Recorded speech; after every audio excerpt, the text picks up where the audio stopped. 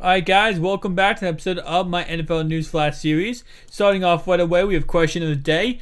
Which free agent will have the biggest impact on their said team? So out of all the free agents in the NFL who went ahead and signed with new teams this offseason, who do you think will have the biggest impact? Also guys, we have comment of the day coming in from this man right here. He said Luke Kuechly is a beast.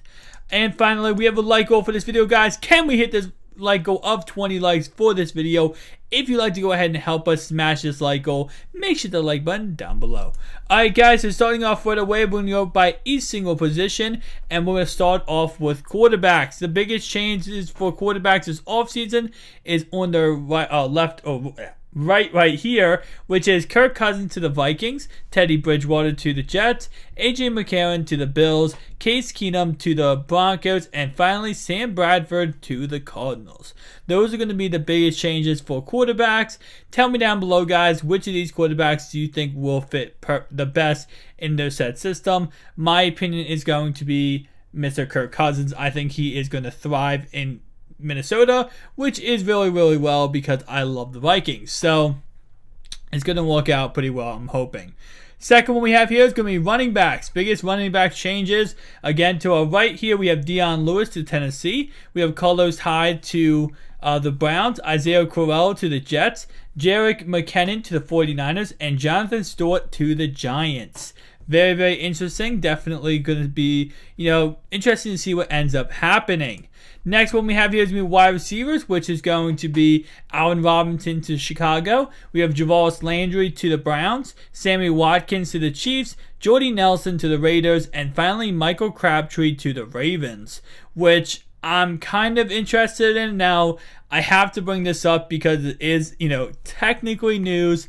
Ryan Grant was supposed to be overpaid, way overpaid by the Ravens, and he failed the physical, which prevented him from going ahead and signing the overpaid deal, agreeing to the overpaid deal and joining the Ravens for a lot more money than he should be paid. Now, a lot of people are going back and forth saying that physical was faked so that, he wouldn't get the money and stuff like that. I honestly don't know. In my opinion is he failed the physical.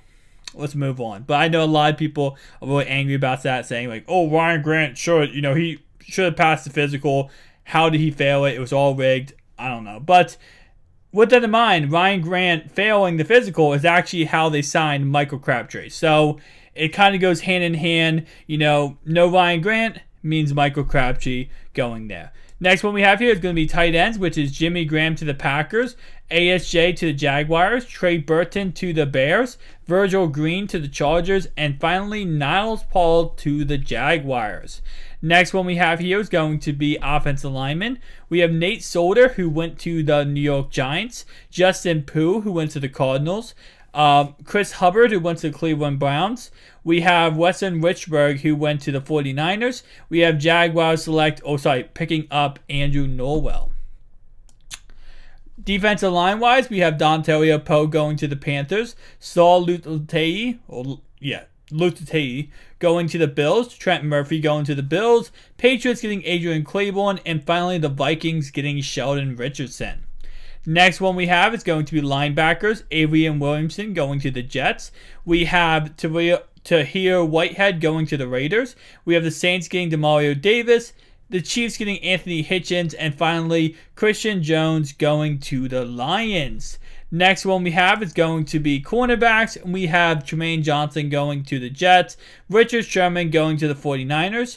Alan Cavan going to the Texans, Malcolm Butler going to the Titans, and a very big pickup, and that is going to be Tyrann Mathieu going to a 1-year, $7 million deal to the Houston Texans. Probably the biggest pickup of free agency when it comes secondary-wise other than Tremaine Johnson, because of the fact that the Honey Badger is such a premier athlete and such a premier player.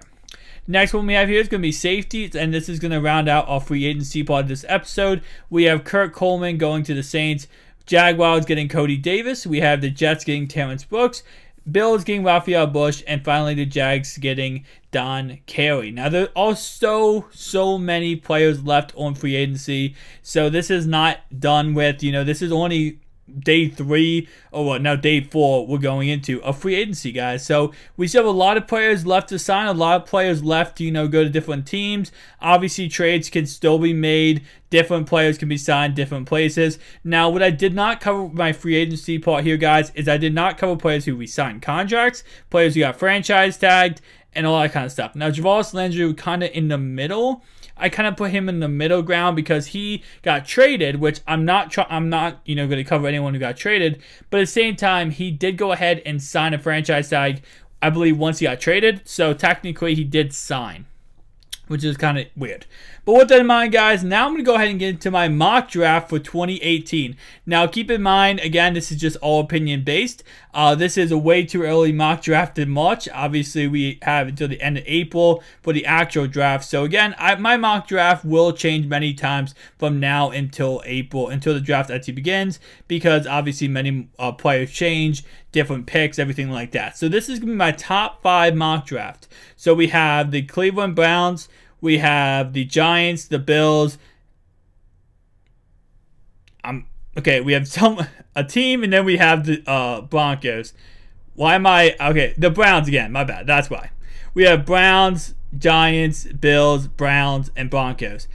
Almost forgot what team the 4th pick was, mainly because I was like, it can't be the same team again. It is the Browns again. So this is going to be my mock draft. Personally, it's going to be number 1 pick overall. It's going to be Sam Darnold. Number 2 is going to be Saquon Barkley going to the Giants. I have Bradley Chubb going to the Colts.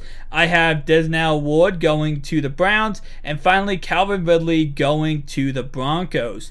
Now, looking at this mock draft, obviously, just like every mock draft in the NFL, no matter where you look, you're going to see so many different picks possible in this draft, because we could have Sam Darnold, obviously go number 1, but at the same time, Barkley is good enough talent, he's a good enough athlete to go number 1 too. He is obviously, if you're ranking the best players on this board without saying like what the team needs, or quarterback, running back, whatever, Barkley's number 1, and I believe Chubb's number 2. So it's really difficult for me to say, Barkley not to go number 1. Now, if they do take a quarterback, like the Browns most likely will, at number 1, number 2 was an interesting pick for me.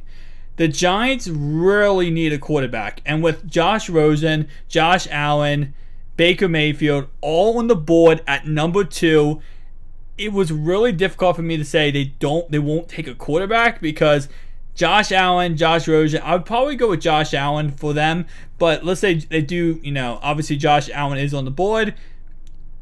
I feel like they just can't pass up Barkley. They need a premier running back. They got Jonathan Stewart from the Panthers in free agency. They need that number 1, true number 1 running back, and that's what Barkley is. He's a talent we have not seen in a very long time in the NFL. He is a top premier athlete, a top premier running back, and that's something that I don't think they could pass up on. Now, if they did pass up on him and they went ahead and did select, they did select Josh Allen, I believe the Colts would take Barkley. If they didn't, and they did take Chubb because they do need defensive end more than they need halfback, that would be honestly crazy to see the Browns end up with Barkley at number 4, with the fact of them passing up on him with the first pick. So if they pass up with him with the first pick and then they get him at 4, that would honestly be the best of both worlds. Now, the other scenario is that the Browns, what they would do is they take, take Barkley number 1, and then they take whatever quarterback's left number 4. Now, the issue with this is obviously teams could trade up, teams could trade down, but if we look in that scenario, let's say Barkley goes number 1, then number 2, obviously the Giants are going to take Sam Darnold most likely. Number 3, the Colts will probably take Chubb, or either Chubb or Barkley. They would either take most likely Chubb, and then of course the Browns could technically wait out and then get Josh Allen or Rosen or Baker Mayfield number 4, but they would lose out on Sam Darnold. I feel like 100%, if the Browns do not take Darnold number 1, he's going to go number 2 to New York. So they have to kind of make that decision. Do we risk losing Barkley? Do we risk losing Darnold? And whatever one they weigh more, obviously they have to go ahead and go with. Now, the reason why I have Barkley not number one? Main reason why is because the Browns this offseason have been signing running backs. They did sign Tyrod Taylor, but they made it pretty clear that Tyrod's in there because he knows how to win games. And he will be the starter day one, but they are not getting away from drafting a quarterback. They want to draft a quarterback, either with the first pick or the fourth pick. So they're going to draft a quarterback this draft. But the question is, are they going to go ahead and, do something they have done so much in past years where they pass up on that number one pick quarterback? We have to wait and see, guys. But just keep in mind, quarterback is a very, very bustable position. It's the biggest position where players just, are big bust at. So it's very, scary to take a quarterback, especially first pick overall. Ryan Leaf is definitely up there with the, first pick in the draft quarterback. So I'm not saying any of these guys are going to be bust, but when you have 4 quarterbacks projected to be, these amazing, amazing quarterbacks, actually 5. We have Lamar Jackson, I believe. We have Sam Darnold, Josh Rosen, Baker Mayfield, Josh Allen, and Lamar Jackson, I believe. So 5 quarterbacks who are projected to be top of the line quarterbacks, franchise material quarterbacks. I'm not trying to jinx anyone, but that's really scary to hear because, a lot of quarterbacks come into these drafts and they're supposed to be that franchise material, and we find out very quickly they are not franchised. And with that in mind, tell me down below, guys, who do you think the Browns will take at number 1? See you guys in the next one. Peace out.